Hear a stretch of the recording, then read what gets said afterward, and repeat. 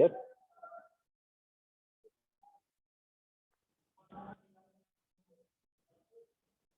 Good morning, class.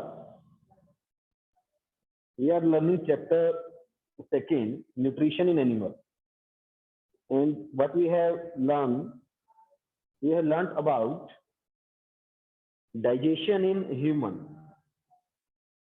So digestion in human, we have discussed about alimentary canal, associative gland, digestive system. After that, we have learned about tooth decay. Then we have discussed food pipe or esophagus. In previous lecture, we have discussed about food pipe in esophagus with a pipe-like structure through which food entering into the stomach.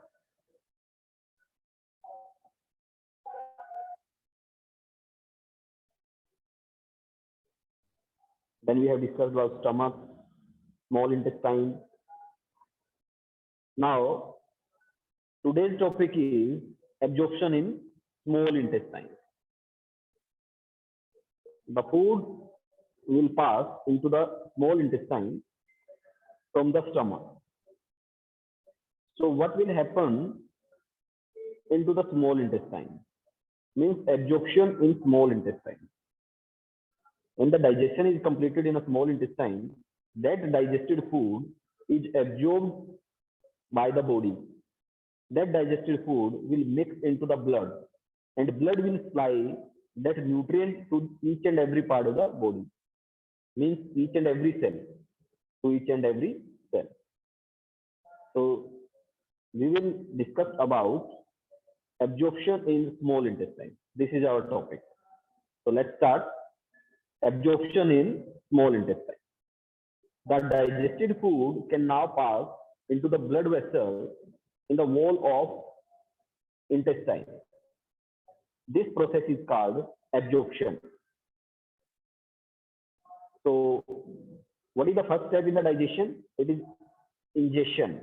Ingestion means taking food into the body. And what is the second step? It is digestion, breaking down of the complex substance into the simpler one. And what is the third step? Third step is the absorption. That digested food is now absorbed by the body. The digested food can now pass into the blood vessels. And what are the blood vessels? Blood vessels are the pipe-like structure in our body through which blood is flowing. And that pipe-like structure are known as blood vessels.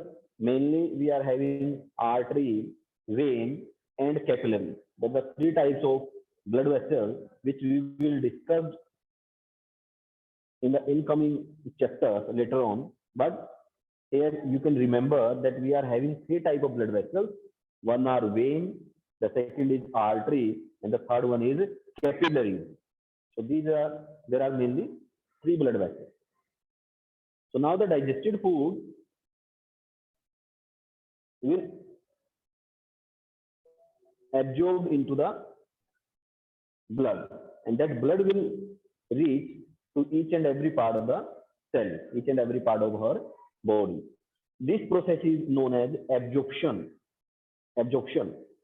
The inner wall of the small intestine has thousands of finger-like outgrowths, thousands of finger-like structure. The inner wall of small intestine, and that finger-like structure are known as villi. The singular is villus and the plural is villi, because there are thousands of finger-like structure. The singular is villus, and because there are thousands of finger-like structure, and they are known as villi. So here another important term, villi. What are the villi? The inner wall of the small intestine has thousands of finger-like outgrowths. These are called villi. Can you guess what the role of villi could be in the intestine? What is the role of villi in the intestine? Villi increase the surface area for the absorption of digested food. What they will do? They will increase the surface area of the inner wall of the small intestine, they will just increase the surface area so that more and more food can be absorbed. So will increase the surface area for absorption of food, digested food.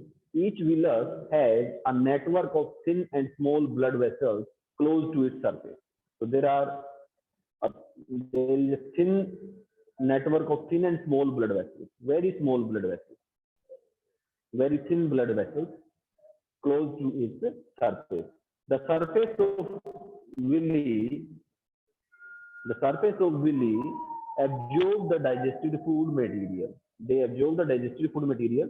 The absorbed substance are transported via blood vessels to different organ of the body where they are used to build complex substance. So now these absorbed substance are transported with the help of blood vessels to the different organs. We are having different organs, like we are having brain, heart, liver, kidney, pancreas.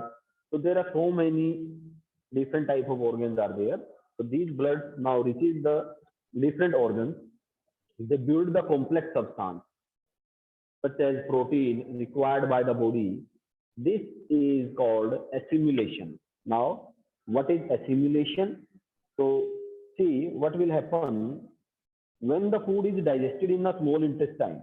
It is absorbed by villi and they mix it into the blood. Now, blood will transport those digested material to each and every part, and that transport of absorbed material with the help of blood to each and every part is known as assimilation. It is the next term, assimilation.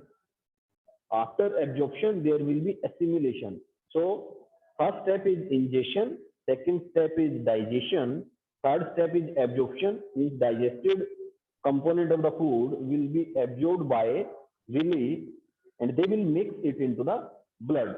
Now, blood has to be transported to each and every part. And who will play the role?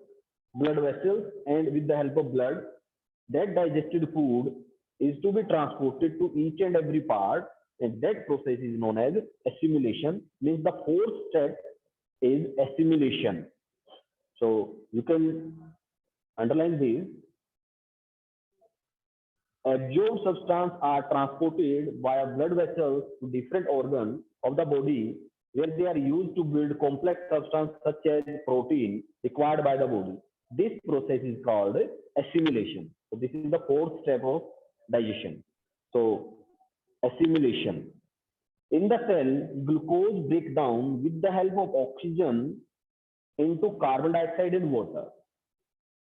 So now, what is glucose? Glucose is the simplest form of carbohydrate. Now, with the help of oxygen, that will be broken down into carbon dioxide and water, and energy is released. Huge amount of energy is released. The food that remains undigested and unabsorbed enter into the large intestine. Now, absorbed food in the small intestine is mixed into the blood, and the unabsorbed or undigested part will enter into the large intestine. So this is the main action which is performed into the small intestine. So basically, it is the absorption of digested food in a small intestine. So what we have learned means in small intestine, the absorbed food, the digested food is absorbed by villi, and the villi will mix that absorbed food into the blood, and blood will transport those absorbed nutrients to each and every part. That is known as assimilation.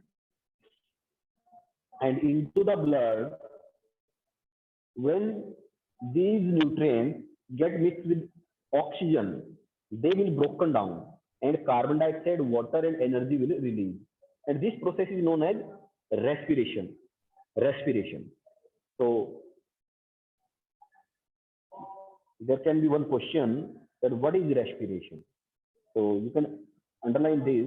in the cell, glucose break down with the help of oxygen into carbon dioxide and water, and energy is released. This process is known as respiration. So this process is known as respiration.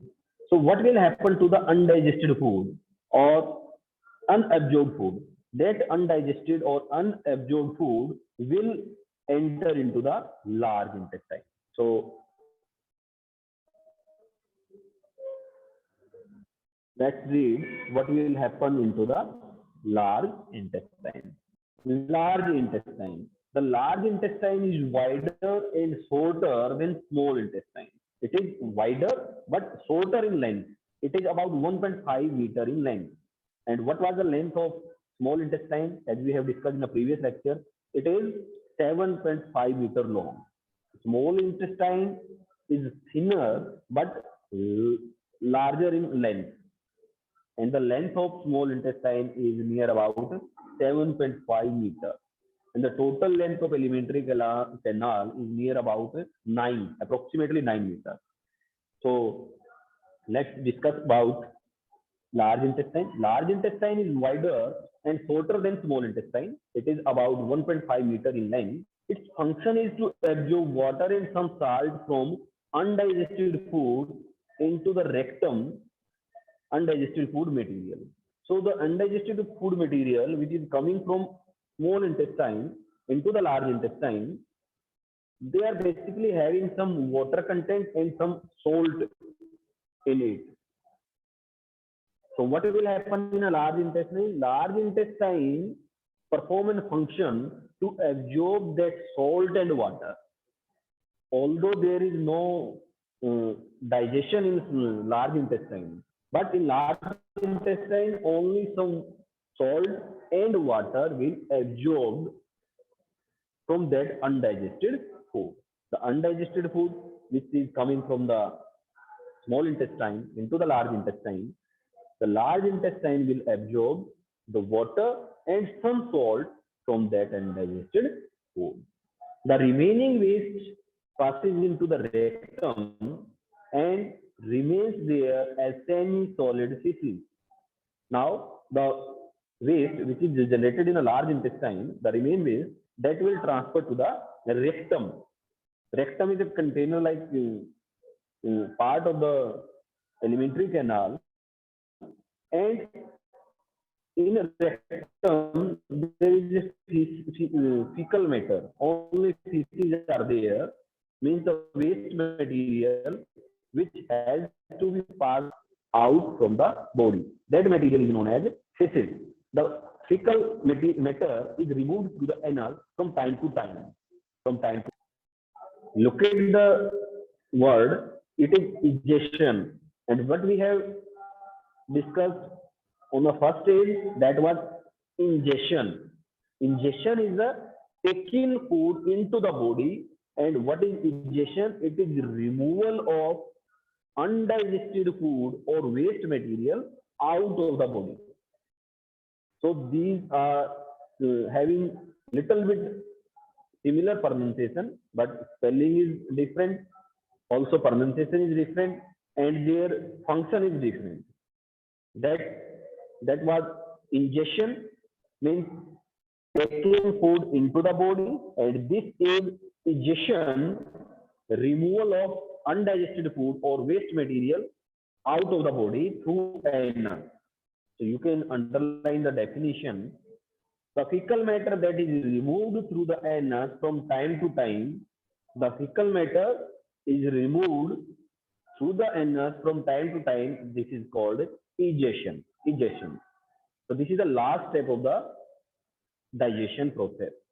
So I am repeating from beginning. The first step is ingestion. You can write in your practice notebook. Ingestion means taking food into the body. The second step is digestion, breaking down of the complex substance into the simpler one. The third step is absorption, means absorption in small intestine. The simpler substance will absorbed by the villi, and it will mix it into the blood.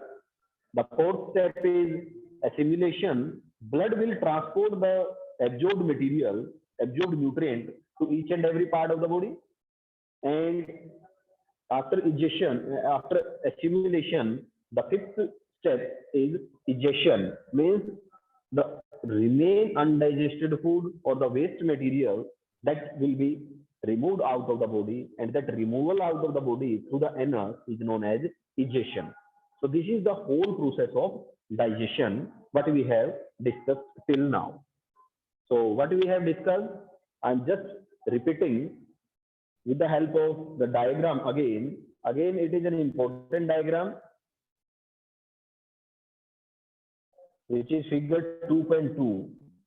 So now I am discussing with the help of the thing about process. So many a time I have alimentary canal having the different parts. Now I am repeating with their function also. So buccal cavity will, so what will happen when the food enter into the body through the buccal cavity? That process is known as ingestion. Now we chip the food, it mixed with saliva. Saliva will break down carbohydrate into the simpler sugar. Now this food becomes slippery, and with the help of esophagus or food pipe, it will enter into the stomach. Now there is a role of stomach. The action of stomach will now start. So what happens into the stomach? The stomach is having hydrochloric acid, mucus, and some digested juices. So these digestive juices break down the protein into the simpler substance, and protein will break down into the amino acid. Protein will break down into amino acid. Carbohydrate will broken down into simpler sugar known as glucose, and fat will be digested into fatty acid or glycerol. Now, after stomach, the food will enter into the small intestine. What will happen in a small intestine? Small intestine is also having some digested juices. Liver will produce bile juice that will also help in digestion, and that bile juice temporarily stored in gallbladder. After that bile juice will enter into the small intestine. And there is a pancreas. Pancreas will also produce some pancreatic juices. That pancreatic juices are digestive juices. They will also help in digestion, and that pancreatic juices will also enter into the small intestine. And what will happen into the small intestine? Here in small intestine, the complete digestion will take place. Complete digestion will take place means all the nutrients we are taken with food, they will completely broken down into the simpler substance. And when this digestion process is completed, there are finger-like structure in the inner wall of the small intestine known as villi. These villi, finger-like structure, will absorb the digested food and mix it into the blood vessels, into the blood. That process is known as absorption. So first step is ingestion, second is digestion, and third step is absorption. Now that digested food which is mixed into the blood, it has to be transported to each and every part. And that transport of the digested food with the help of blood to each and every part of the body is known as assimilation. That process is known as assimilation. Now, because most of the digestion is take place in the small intestine, there is some undigested or unabsorbed food.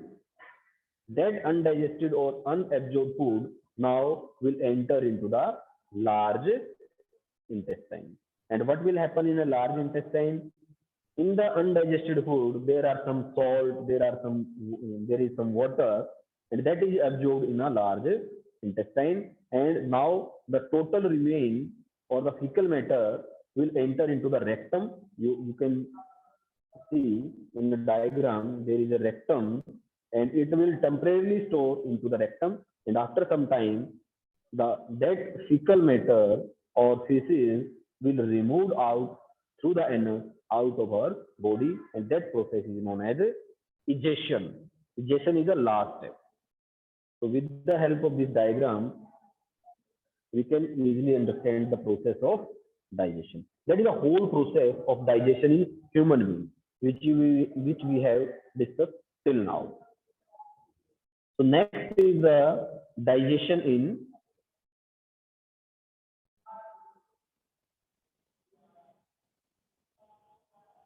digestion in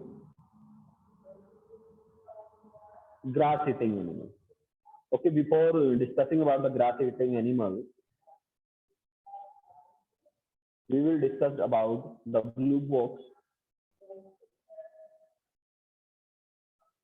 given on page number 17. Okay, look at the blue box.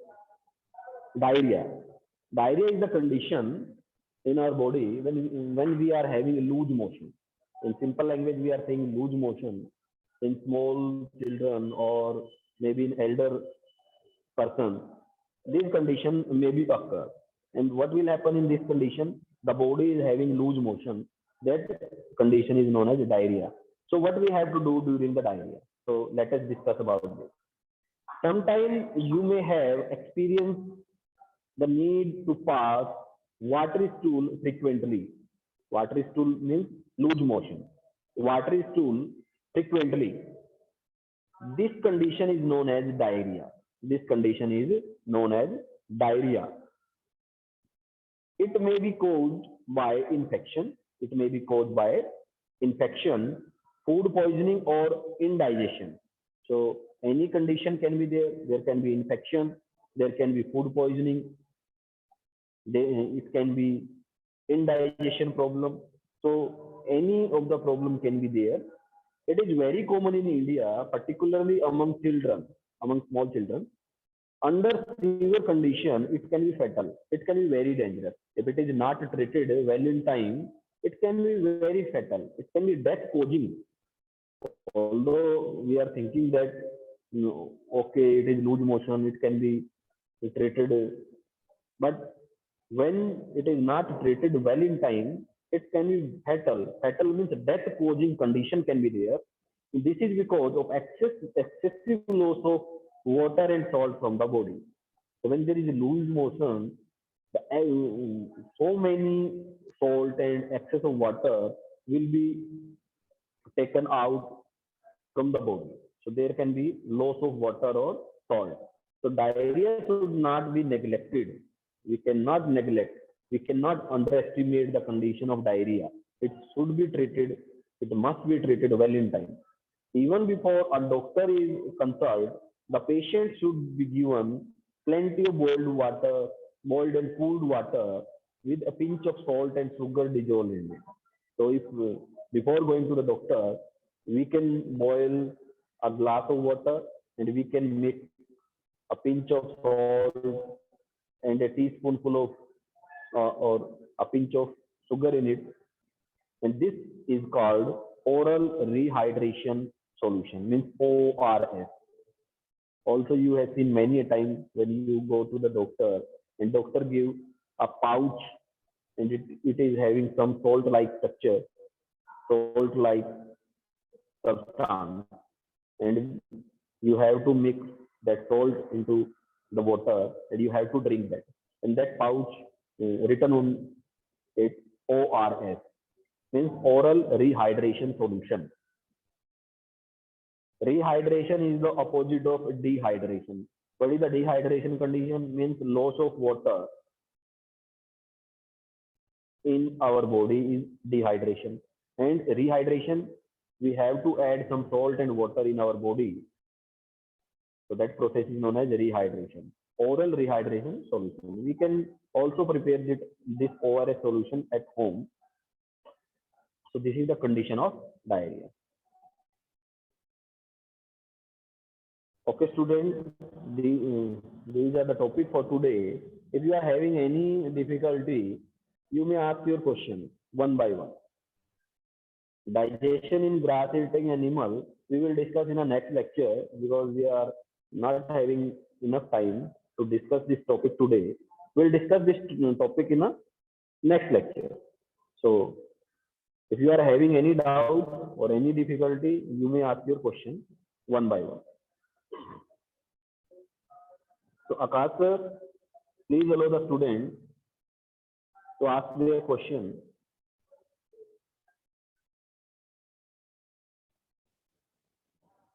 Akash sir, Akash sir, Akash sir, allow the student to ask their queries or they are having any difficulty. They may ask one by one.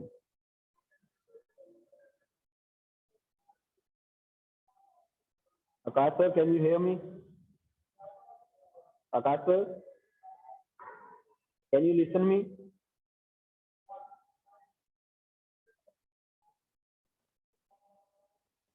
Please allow the students to ask their queries.